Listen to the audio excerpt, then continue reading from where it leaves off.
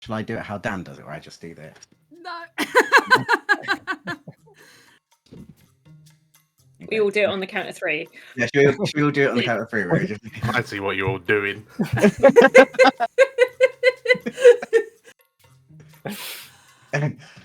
Hello! We all tried to be DM Dan at that one time. And it didn't quite work. But hello. What are we all doing here then? We're here, like Dan's in an editing coma at the moment, so we thought we would just take over the channel for a bit, like before he comes to. But we're gonna call this. What should we call it? Algernon's Angels. Algernon's Obviously. Angels. That's it. This is our part of the channel where we're talking about sort of theories, conspiracies, ideas that we've had regarding the story that have not yet come to light. So we've had like a little chat that's not had Dan in it, and we've been coming up with theories about sort of like who certain NPCs are, who, you know, what things are going as, and obviously none of that is actually, I don't think anything has actually conspired yet since we've been coming up with these theories. Like we think we have one that has Dan has dropped small hints of potentially where it might be going. So I think the biggest one which we can start off with is Tarot. So The Purple Lady. The Purple Lady. So Is there of the many dragons, which one is the purple dragon? Because I'm still learning the lore. Spoilers on what the theory is. yeah. Oh, So, sorry. Our theory is that Tarot is actually related to is either this certain god or is an acolyte of this like god. an agent or a sort of embodiment of perhaps. So if people want to have a little chinwag about that, I will pull up the Pantheon.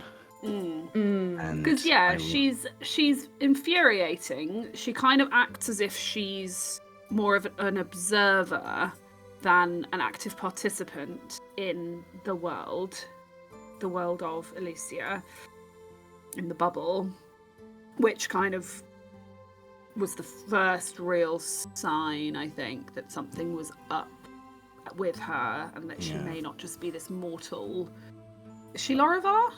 She's Lorivar, and there was that part where Dan said she looks Lorivar, but something is not. There's something not right. So we started to think: is she some kind of higher power? Is she? And when Atta looked at her through the goggles, and she was like everything, everywhere at once. Oh, okay. Yeah. Sure. So her name is Meladani. I think that's how it's pronounced. Which dragon is that? That's the Reveler. So she is purple.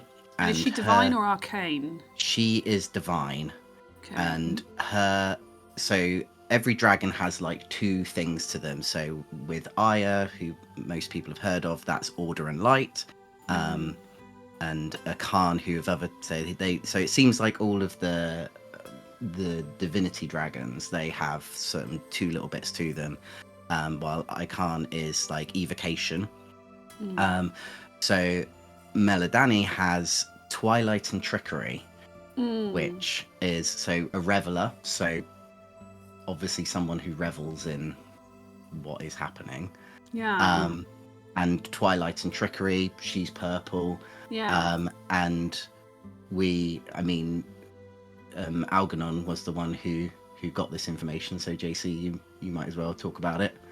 Yeah, so one of my motives for going to speak to High Priestess Isoth in the last episode was to float some of these theories in front of her and get them sort of semi-confirmed. She called her a trickster, and I started out by insinuating that she was a devil of some kind because I thought that the priestess would deny that more fervently than confirming anything that I had to offer,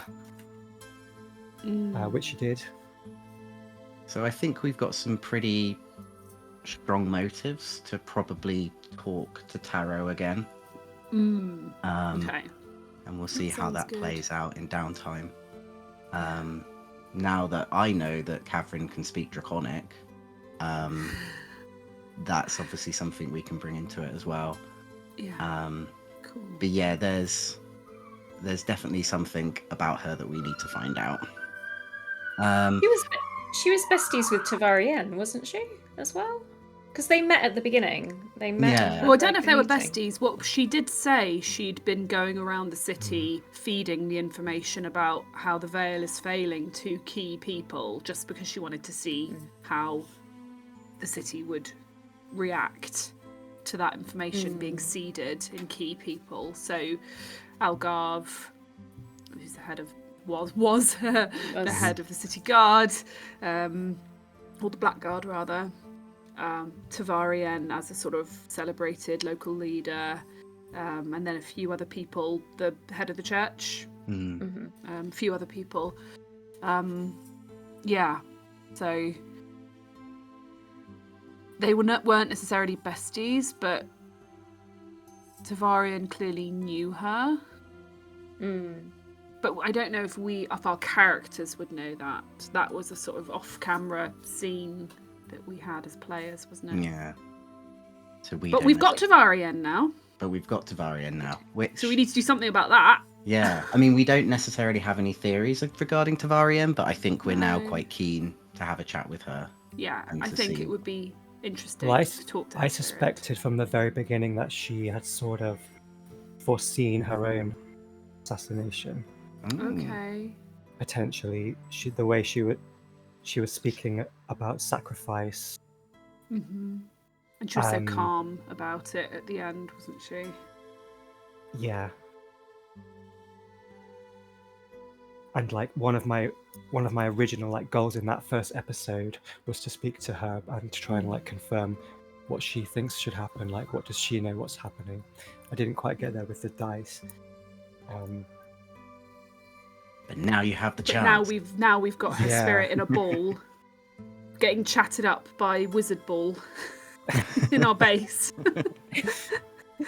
Wizard has been the worst decision, I feel like. Atta fully believes that he'll be useful at some point, but Errol, he's keeping Tavarien's spirits up. We had all those magical items we could choose from, and I was like, Wizard. I keep looking back at that brooch, which could have had us pretend to be any faction in the city. Dan really tried hard was as so well to sell it heavily to us as well. Where is that now? Did we give it to the church? We gave it back to the church. Dorothea, can we steal it back? Steal it back from them. Yeah. Speaking about the church and its like fascination with like removing magical objects from existence, I kind of wonder what they do with them. Well, like, because there's a couple of different, like, I suppose, theories that you could mess around with. Like, do they deactivate them in some way? Do they, like, blend them up into a soup and, like, I don't know, magical soup? Soup. Or do they, like, lock them away? Or are they willing to use them? Because if they've been amassing magical items... I think that's what I was trying to get from the last downtime when Catherine went to go talk to some people. But... unfortunately, I didn't roll very well, but we did learn about them obviously doing naughty things to the Sangrevar, so that's hopefully a little bit of good information that we needed. Well, not great. Like, it's not wonderful to hear, but it's good to know. Yeah, shall we talk about the church's plans for the Sangrevar, maybe? Yeah, they're going to kill him. They're just going to murder all the Sangrevar in captivity, aren't they? Yeah. I think that there's like a machine in Elysia, and it needs components of divine magic and components of arcane magic to keep the bubble alive, and they feed it with magic items, and maybe they also feed it Sangrevar. I don't know. They make soup with Sangrevar. They make Sangrevar soup. Sangrevar soup. I don't know. Oh, like, horrific. I feel like we're gonna get underneath the city, and there's gonna be like all these the prison like. Because I think in one of the... I read, like, the city districts quite a lot when other stuff is going on, like, people are having scenes, and I kind of, like, check, what goes on in this... what goes on in this region. And I remember reading the prison area. I think there's like underground passages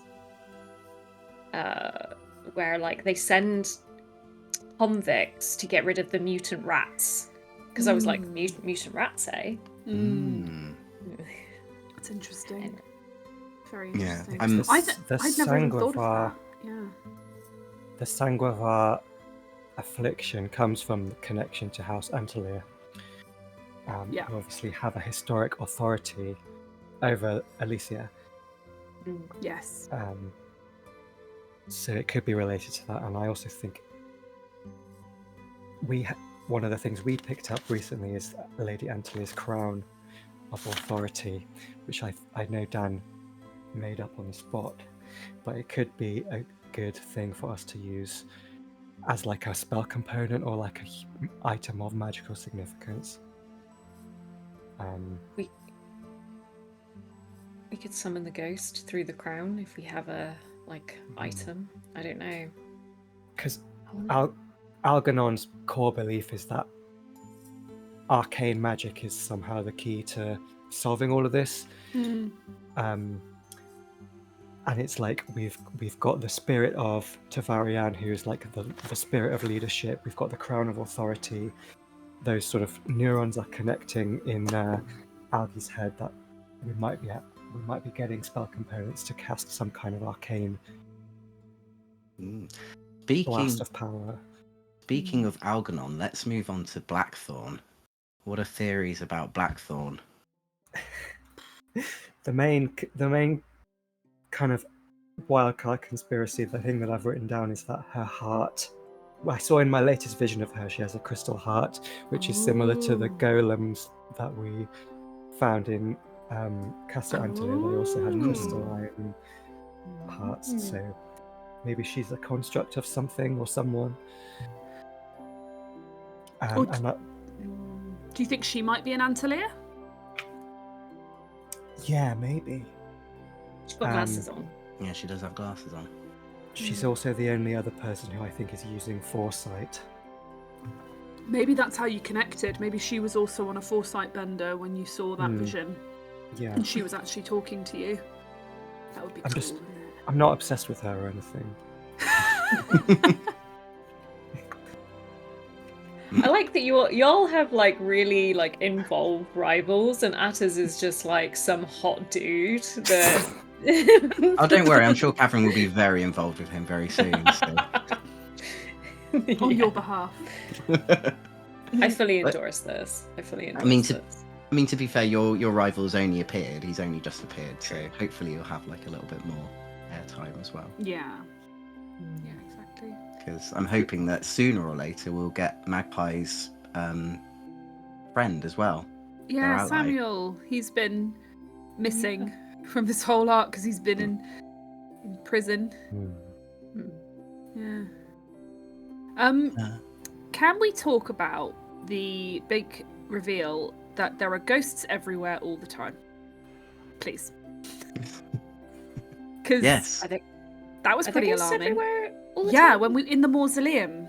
Remember, we discovered that there were just ghosts floating around that weren't attacking anyone, and the myth that has been peddled to everybody all the time is that we need Bubble because all of the ghosts have to be kept out. If a ghost comes out of a dead body at any point, it will go on a rampage, and that's why you always need to like whisk bodies away to the mausoleum and they'll process it all there. And actually, they were just around, weren't they?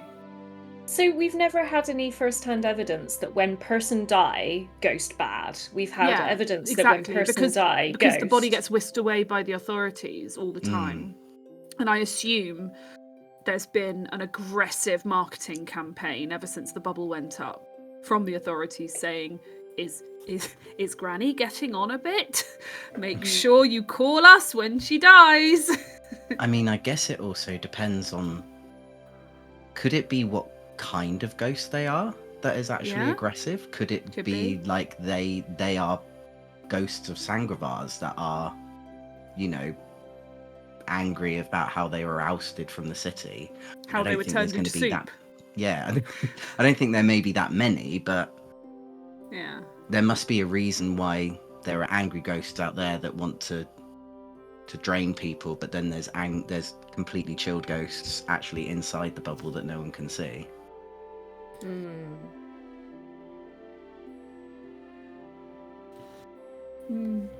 Speaking... it's a good theory. I think there could well be something like that. Well, I suppose one thing that I've been thinking about since the start, and I suppose this was one of the Atta's whole things, is like, why do the ghosts want to get inside so bad? Like, is it that they just want to eat us, or do they want to get to something? Like, maybe they're cold. They're cold out in the void, and they just want to come in. And so if the you're ones cold, your ghosts out are in cold. the void, Yeah. if you go out into the void, they just run up to you going, "Ooh, warmth, warmth," and then they freeze you to death or something. Or maybe it's like a disconnect between, like, if bodies have been processed or if something else has happened to the population of Elysia and it's happened since before Bubble, then, like, the ghosts are trying to get to something. Yeah, could be. Like, because I guess, like, if we're thinking about typical ghost lore, ghosts exist because unfinished business. Yeah, sure. I can hear Dan singing to Daisy upstairs. Oh no, it means he's waking up. Let's do one more then before we call that an ending. The head of the kindling. The Infinite. Yeah. Infinite. Do we think he's going to be someone that we will recognise once you take the mask off, like a Scooby-Doo situation? Or is it going to be Is it going to be a new person? Is it going to be Fairfax?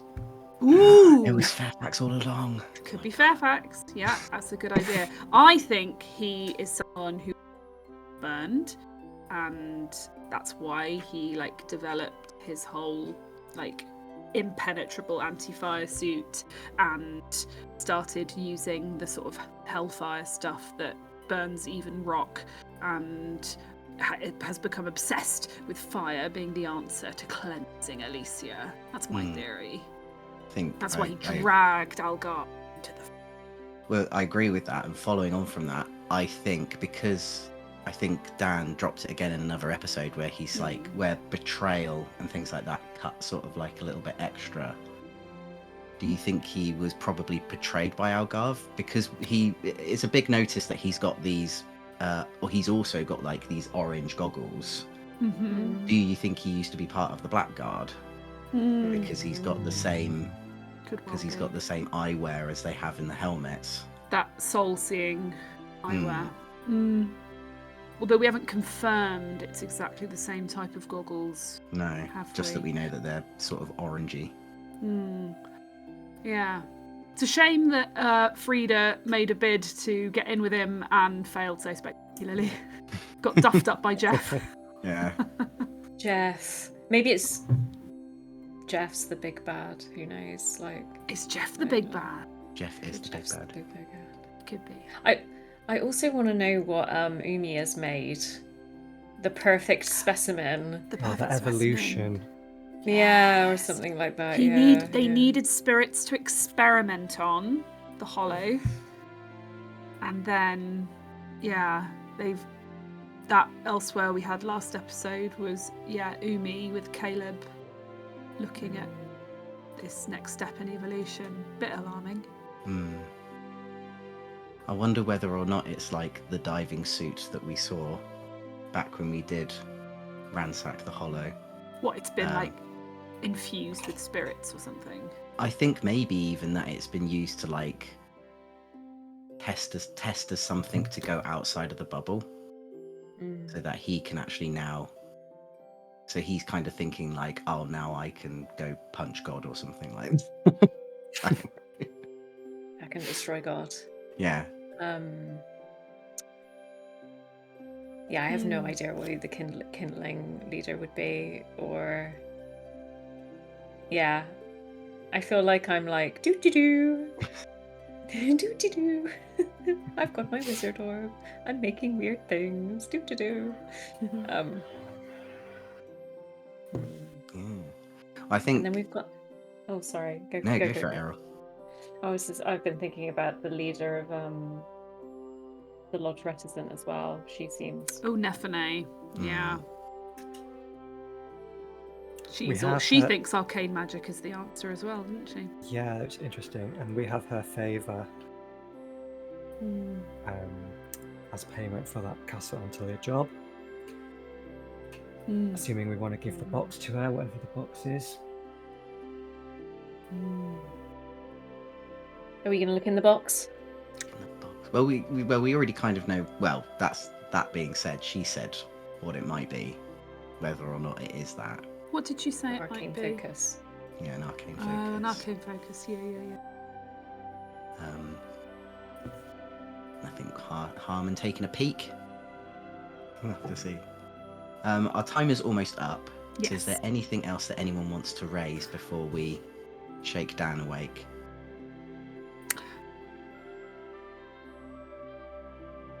What trauma are you going to go for, JC?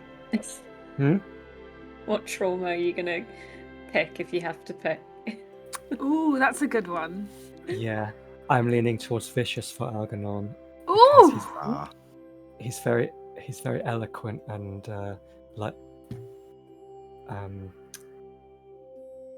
he's kind of very eloquent and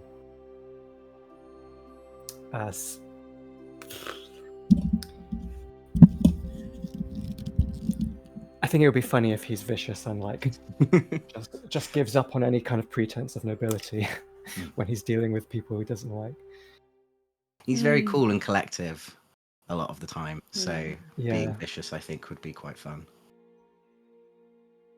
What about you, Cav, for Cav and Magpie? If you had to pick without like the context, if you had to go for one, what would you go for?